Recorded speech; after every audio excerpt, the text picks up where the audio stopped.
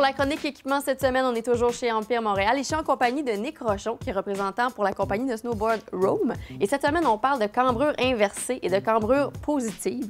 Et pour les gens à la maison, peut-être que ça sonne un peu comme du chinois, donc tu vas nous expliquer ce que c'est. Bon, premièrement, les cambrures renversées, c'est quelque chose qui existe depuis 1985 sur le marché. Maintenant, c'était ramené dans le snowboard depuis 2 ans. On en voit énormément sur le marché, surtout pour les gars qui font des rails et les gars qui ride dans la poudreuse. Mais les cambrures positives traditionnelles restent très importantes dans le snowboard. Donc, on a 4 snowboards derrière nous et il y en a 2 de chaque type. Ici, on a le Hardifac 1985, qui est une cambrure inversée pour le jib, puisque chez Roam, on fait 3 différentes cambrures. Au niveau de la cambrure inversée, on va avoir une projection de 5 mm sur les tips et les tails, un petit peu plus élevée, permettre de faire des bons press appuyés super facilement.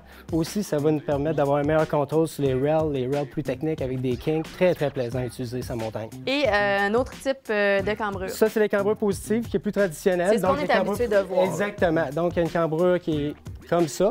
Ces cambrures-là vont probablement donner plus de stabilité à haute vitesse et va te permettre d'avoir une meilleure initiation de virage, une meilleure sortie de virage, donner une meilleure impulsion sur le top d'un jump avec plus de pop. Puis aussi, au niveau des landings, ça va être plus facile à atterrir comme il faut sur un tail ou sur une nose. Et encore là, il n'y a pas vraiment de planche qui est faite pour un type de riding. Ça reste une question de goût. C'est vraiment une question de goût. Les deux sont très plaisants. J'invite les monde à l'essayer, puis à visiter notre site Internet pour avoir plus d'informations. Merci. Merci.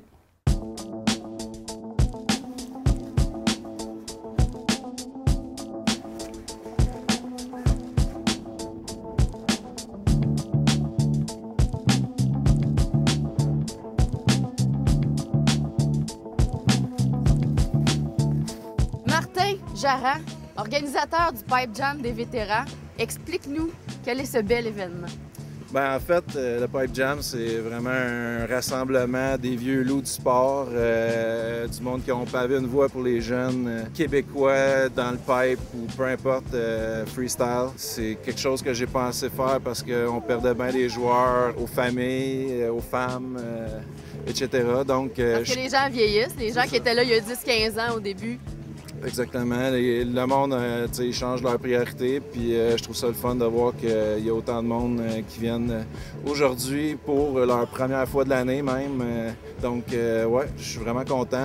Malheureusement, la température n'est pas exactement parfaite comme les années passées, sauf que Tremblant, ils ont fait une méchante belle job pour shaper le pipe cette nuit. Fait que je pense que tout le monde est content pareil. Il faut le dire, en fait, c'est pas une compétition à proprement dit. Non, comme j'ai dit tantôt, c'est vraiment un rassemblement amical, pas de pression, il n'y a pas de commanditaire. J'ai vraiment organisé ça dans le but de ne pas avoir de commanditaire, justement, parce que je veux que ça reste le plus authentique possible. Et c'est un événement qui existe depuis quand? C'est la 4e édition, de volume 4, comme on dit. OK. Et j'imagine que à chaque année, il y a de plus en plus de monde qui viennent, l'événement se fait connaître. Oui, vraiment. C'est sûr que bien souvent, ça a commencé avec du monde un peu plus local. C'est-à-dire Tremblant, la gang de Saint-Côme, un peu de monde de Sherbrooke. Mais là, je vois un peu plus de monde de Québec. Le mot, il se passe. Puis c'est vraiment... Moi, je fais ça pour l'amour du sport. Puis je pense que le monde qui sont ici, c'est exactement pour ça qu'ils sont là aussi. Le truc de la semaine vous est présenté par Joe Louis. Ça mérite un Joe Louis.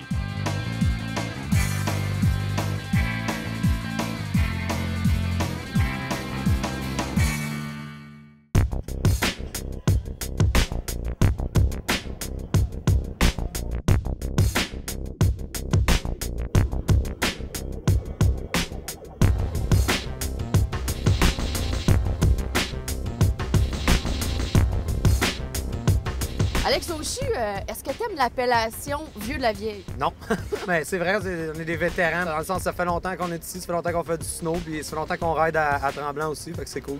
On est des vétérans d'ici, dans le fond. Et pourquoi tu as accepté l'offre de Martin aujourd'hui de ne rider le pipe? Ben, je l'ai pas accepté, je suis juste venu de même, non, c'est pas vrai. Non, c'est pas vrai.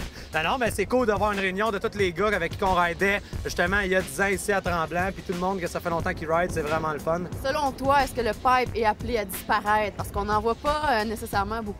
Ben, j'espère que non, parce que les jeunes, tu sais, ça augmente leur niveau de riding, d'être capable de rider la half-pipe. Puis si on veut avoir des riders de pipe, justement, on voit un gars comme Charles Reid là, qui se démarque un peu sur la scène internationale, ben ça prend des half-pipes pour avoir des gars comme ça. Si on n'en a pas, il y en aura juste pas.